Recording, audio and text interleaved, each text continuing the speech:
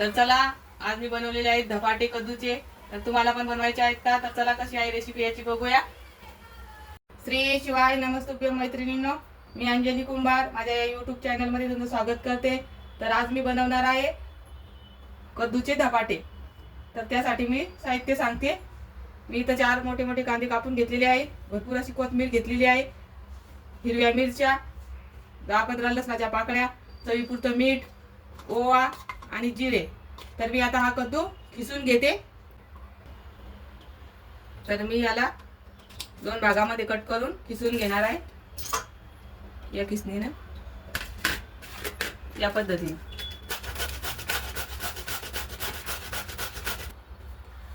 तर आता मी या हिरव्या मिरच्या, लसण मिक्सर मध्ये फिरवून घेणार आहे, जिरे घालून.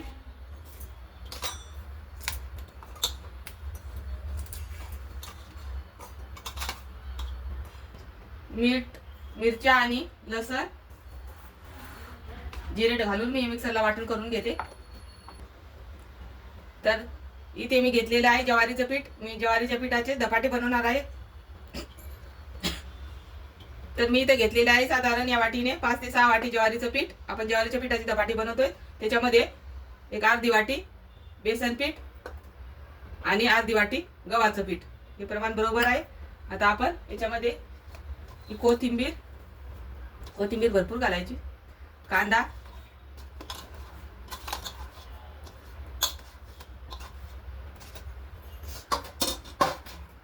ओवा हातावर असा क्रश करून घालायचा, म्हणजे त्याचा टेस्ट छान येते. आणि आपलं वाटण करून घेतलेलं मिरची, लसण, जिरे, मीठ घालून वाटण बनवलेलं आहे. आता यामध्ये एक कद्दू खिसून घेतलेला आपण घालून पिठाचा छान गोळा मळून घेऊ घट्ट.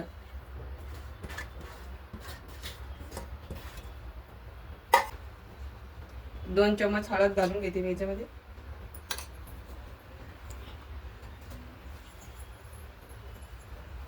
आता हे सगळं मिक्स करून याच्यामध्ये पाण्याचा जास्त वापर नाही करायचा, घट्ट गोळा बनवून घ्यायचा अगदी या पद्धतीने.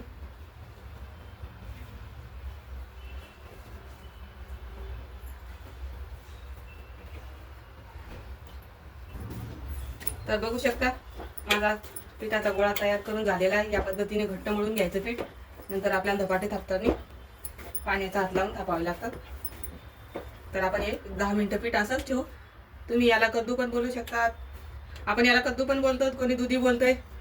तर त्याची बोलण्याची पद्धत वेगवेगळी असते. आपलं पीठ छान झालेलं आहे बघा. तर आता आपण याची धपाटे करायला घेऊ.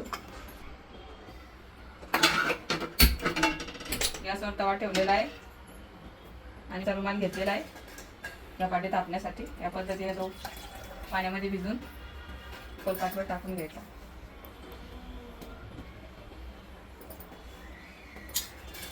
पाणी घालून घ्यायचं. तर बघू शकता मी या प्रकारे पिठाचा गोळा घेतलेला आहे आणि धपाटा या पद्धतीने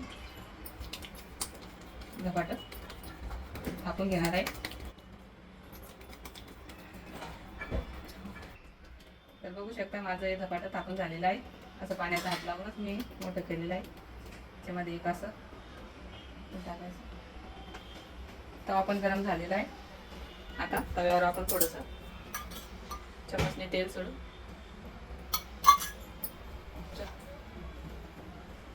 तर या पद्धतीने असं कापड भरून त्याच्यावर टाकून द्यायचं. बघा आपलं पीठ खूप छान झालेलं आहे, कापडाला थोडंही चिटकलेलं नाही. तर आपण याच्या कडेला असं तेल टाकून घेऊ, म्हणजे आपलं धपाटं छान फुलत आहे, चिटकणार नाही. तर बघू शकता आपलं धपाटं छान पकलेलं आहे. आता आपण याला त्या प्रकारे पलटी करून घेणार आहोत. आता मी परत एक तुम्हाला धपाटं करून दाखवते. असं थोडं पाणी टाकायचं याच्यावर, म्हणजे छान थापता येते याच्यावर धपाटं या पद्धतीने.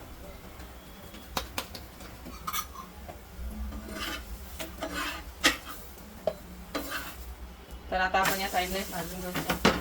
त्या साईडने थोडंसं तेल टाकून घेऊ.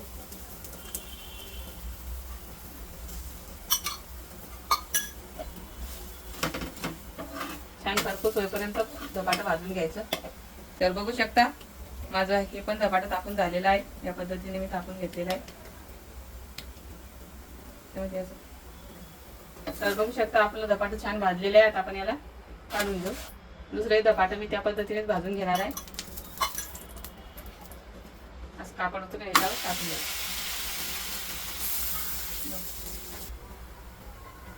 तर बघू शकता आपलं दुसरं धपाटा पण छान भाजून झालेला आहे. आता याच पद्धतीने मी सर्व धपाटे करून घेते. आपले सर्व धपाटे करून झालेले आहेत. एकदम सॉफ्ट असे धपाटे होतात. बघू शकता तुम्ही किती नरम झालेले आहे धपाटे. तर तुम्ही प्रवासात पण असे बनवून नेऊ शकतात कद्दूचे धपाटे.